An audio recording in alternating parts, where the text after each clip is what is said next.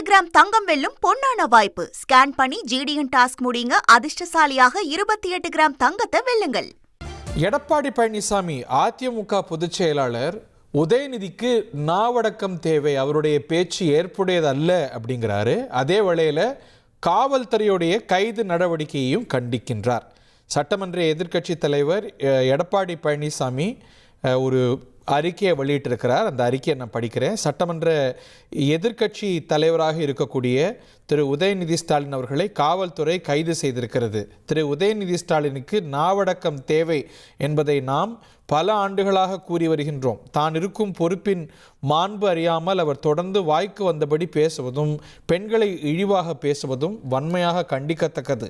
அவரது பேச்சுக்கு வழக்கு பதிவு என்பது வேறு. ஆனால் நாளை பட்ஜெட் கூட்டத்தொடர் துவங்கும் நிலையில் இன்றைய தினம் சட்டமன்ற எதிர்க்கட்சி தலைவரை இந்த பொய்க்கால் குதிரை அரசு கைது செய்ய துடிப்பது என்பது கண்டிக்கத்தக்கது என்றும் நிலைப்பாடு எடுத்திருக்கிறார் திரு எடப்பாடி பழனிசாமி. திரு உதயநிதி ஸ்டாலின் தொடர்ந்து தப்பாக பேசி வர்றார், அது கண்டிக்கத்தக்கது. ஆனால் அதே வேளையில் எதிர்க்கட்சி தலைவரை நாளைக்கு பட்ஜெட் கூட்டத்தொடர் கூட இருக்கக்கூடிய வேளையில் கைது செய்வது என்பது கண்டிக்கத்தக்கது என்றும் கூறுகிறார். அதிமுகவுடைய நிலைப்பாட்டை எப்படி புரிந்து கொள்ள மூத்த செய்தியாளர் தலைமை செய்தியாளர் ராஜா இணைகிறார். ராஜா, இந்த அறிக்கையுடைய முக்கியமான சாராம்சங்களை. எதிர்க்கட்சி தலைவர் திரு உதயநிதி ஸ்டாலின் கைது செய்யப்பட்டதற்கு இரண்டு விதமான கருத்துக்களை அதிமுகவினுடைய பொதுச் செயலாளர் திரு எடப்பாடி பழனிசாமி தெரிவித்துள்ளார். அதாவது உதயநிதி பேசியது தவறு, அதில் எந்தவித மாற்றும் கருத்தும் இல்லை. அதே நேரத்தில் நாளை சட்டமன்ற கூட்டத்தொடர் தொடங்க உள்ள நிலையில் இதில் அதாவது உதயநிதி கைது செய்யப்பட்டதில் அரசியல் பின்புலம் உள்ளது, இது கண்டனத்திற்குரியது என்ற அந்த ரெண்டு கருத்தை தெரிவித்து தற்பொழுது திரு எடப்பாடி பழனிசாமி அறிக்கை வெளியிட்டுள்ளார். அவருடைய அறிக்கையில் சட்டமன்ற எதிர்க்கட்சி தலைவராக இருக்கக்கூடிய திரு உதயநிதி ஸ்டாலின் அவர்களை காவல்துறை கைது செய்திருக்கிறது. அதே நேரத்தில் திரு உதயநிதிக்கு நாவடக்கம் தேவை என்பதை நாம் பல ஆண்டுகளாக கூறி வருகிறோம்.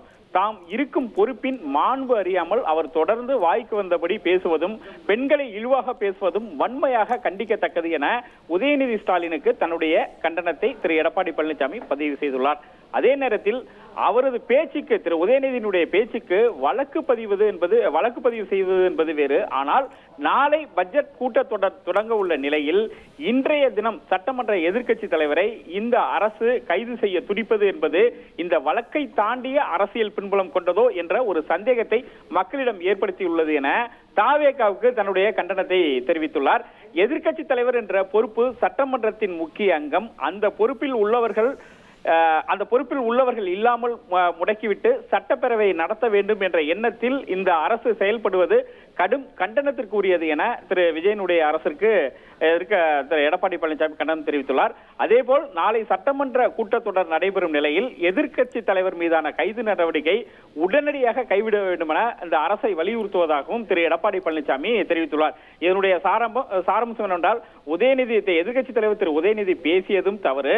அதே நேரத்தில் நாளை சட்டப்பேரவை கூட்டத்தொடர் நடைபெற உள்ள எதிர்க்கட்சி தலைவரை கைது செய்ய துடிப்பதும் தவறு என இருவருக்குமே தன்னுடைய அரசுக்கும் தன்னுடைய கண்டனத்தை எதிர்க்கட்சி தலைவருக்கும் தன்னுடைய கண்டனத்தை தெரிவித்துள்ளார் அதிமுக பொதுச் செயலாளர் திரு எடப்பாடி பழனிசாமி. பேச்சுக்கும் கண்டனம், கைதுக்கும் கண்டனம் அப்படிங்கிற நிலைப்பாட்டை எடுத்திருக்கிறார். இன்னைக்கு தேசிய ஜனநாயக கூட்டணின்னு அதிமுகவுடைய தோழமை கட்சிகள் மத்தியிலேயே இதுல மாறுபட்ட கருத்து உருவாயிருக்கிறத நம்ம பார்க்கின்றோம்.